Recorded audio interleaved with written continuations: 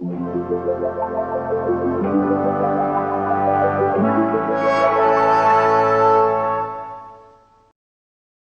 episode of Analog Resurgence brought to you by Skillshare. The first 1,000 people to use the link in the description or the code Analog Resurgence will get a 1-month free trial of Skillshare. Lomography's LomoChrome Purple is the wannabe successor to the incredible Kodak infrared slide film AeroChrome. AeroChrome, or Ectochrome Infrared, is a stunning false color slide film that has sensitivity to the infrared spectrum of light. Shooting it properly results in vivid, otherworldly colors, especially on subjects such as foliage. It is, however, long discontinued and incredibly expensive. But Lomography offers their LomoChrome films, LomoChrome Purple, Metropolis, and Turquoise. They're all available right now, but they kind of come and go. So if you're watching this in like a few months or like a year, they might not be available at the moment, but they do often come back in stock after a little bit. LomoChrome Purple was released by Lomography in 2013, which was an awkward time for film because it's like a little bit before the uptick in renewed interest that we've seen in the mid-2010s until now. 2013 is like right in the shadow of Kodak announcing bankruptcy and Fuji discontinuing a lot of film stocks. So I will give Lomography some credit for introducing new things into the film world during a very dark time. Purple was first released in 35mm and 120 medium format, but is now also available in 110 film and in plastic simple use cameras. Every so often, Lomography releases a new formula of purple, I guess with the intention being to make it more purple. So what I've shot is the 2019 formula, which at the moment is the newest version. The box speed of purple is listed as anywhere from 100 to 400 ISO, and the speed you shoot it at will impact the intensity of the results that you get. For the most part, I've shot this as a 200 ISO film, and that's what I would maybe say is the sweet spot for getting the best color results. The film canister itself for purple also lacks DX coding, which in automatic cameras would set the ISO of the film for you. So you'll probably want to use this film in a camera with some manual control. My shots all have exactly the look I would want from purple. They're purple. The trees and grass and water all have a heavy purple shift to the colors that the film renders. So like infrared slide film, it does seem to have the most intense look when shooting in those kind of landscape environments. Compare this purple shot with the same scene on Portra 800, and we can see how the film renders different colors. Yellow becomes pink, green becomes purple, red usually shifts to orange, and blue becomes more like turquoise or even green. It also manages to leave skin tones looking somewhat normal, at least in comparison to everything else. Darker skin tones are more likely to shift reddish or greenish, though, in comparison to lighter skin tones. I've also done some editing to my scans, of course, to nudge them in the direction that I want, because it's an odd film that isn't something that lab scanners are set up to handle in comparison to a regular looking color negative. And if you're one of those people who doesn't believe in editing their film scans, bleh. The moment that you have your film scanned, it's impacted by the scanning device, the digital sensor, the software for inverting color, the person that happens to be operating the scanner that day. All of these different things impact your final image in a variety of little ways. Maybe a more accurate representation of the image that you've taken on the film can be achieved by printing in a darkroom, but that's also impacted by the enlarger lens that you're using, the paper that you're using, the developer that you're using, the temperature that the developer is at. Everything kind of impacts film. So any school of thought behind it being like the truest representation of an image is just like garbage. So my scans initially looked a little too green, especially in the shadows, but just bringing down the darker areas and keeping things consistent with the characteristics of the film got the scans to what I thought looked appropriate for LomoChrome Purple. I didn't do much, but because purple is an odd stock, you'll probably want to adjust things a bit. Again, this was mostly shot at a 200 ISO, though I did a few as 100 and 400 to compare against each other.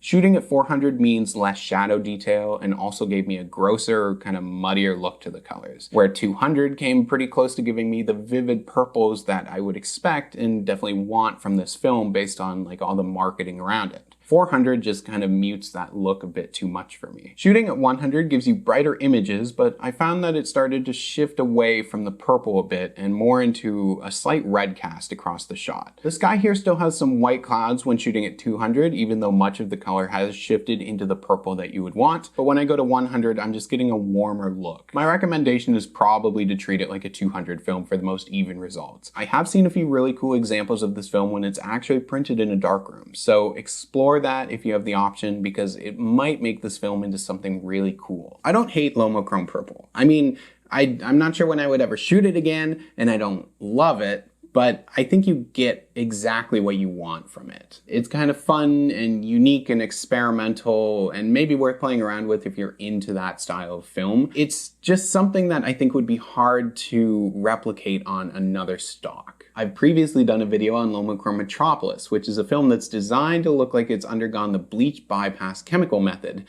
but I think it just kind of looks gross. I don't love my own shots, and I don't really care for any of the marketing examples or shots from other people's rolls that I've seen examples of either. Where purple does have kind of a unique look that it at least leans really hard into, I think Metropolis has a look that you might just get from shooting expired film sometimes. Is purple an infrared slide film replacement? No. Infrared slide film can be processed as a slide film, and you get these incredible, vivid, colorful positives. Like projecting this stuff and looking at an actual infrared slide is very, very cool. Also, color infrared film has an extended sensitivity for that spectrum of light that we can't see. And for best results, you should be shooting it with a colored filter. So on a technical level, at least, LomoChrome Purple and infrared slide film are very different. Lomography does deceptively brand this stuff as LomoChrome films, though, and chrome films are usually color reversal films. Ektachrome, Aerochrome, Fujichrome, Kodachrome, but this stuff is really kind of best intended for use in the color negative process. You could cross-process LomoChrome Purple in E6 reversal chemicals.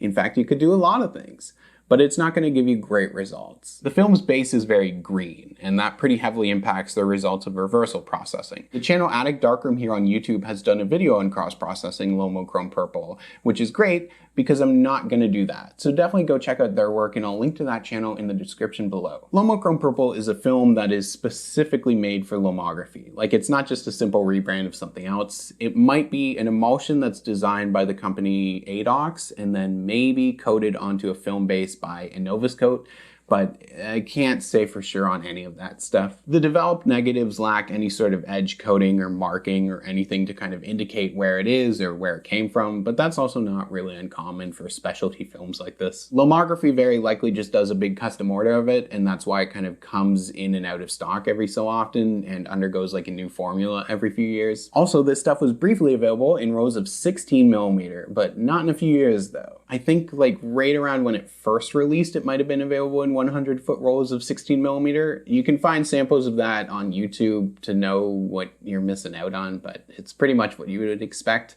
I also remember it being very, very expensive. Lomography's film can be a little expensive, but also right now, pretty much all film is expensive.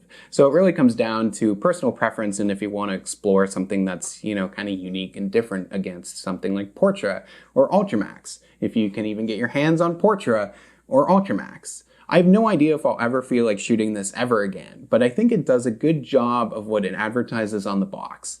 But purple. Big thank you to Skillshare for sponsoring this video today. Skillshare is a massive online learning community that offers courses covering an absolutely insane variety of topics in order for you to learn, explore, and dive deeper into your own creativity. Whenever I'm working with film scans here on the channel of Super 8 and 16, I use DaVinci Resolve for my own color grading, a program that is incredible, but complex. Through courses on Skillshare like Adam Schraby's color grading crash course in DaVinci Resolve, these skills and programs become so much more accessible for you to use yourself. Skillshare has no ads and is always dropping hot new courses for you to check out. So honestly, instead of wasting your time in film school like I did, check out Skillshare. The first 1,000 people to use the link in the description of this video or my code Resurgence will get a 1-month free trial of Skillshare. Thank you so much for checking this out. There's links in the description down below for if you want to support the channel through the Patreon, which helps me to have some extra money to throw at buying film or shooting film or developing film, anything related to film, which actually is kind of the crux of this channel. Yeah. Also, some merch is available, and any of that support really does go a long way in helping to support this stuff and is incredibly appreciated. But if not, thank you so much for watching anyways, and I'll see you soon.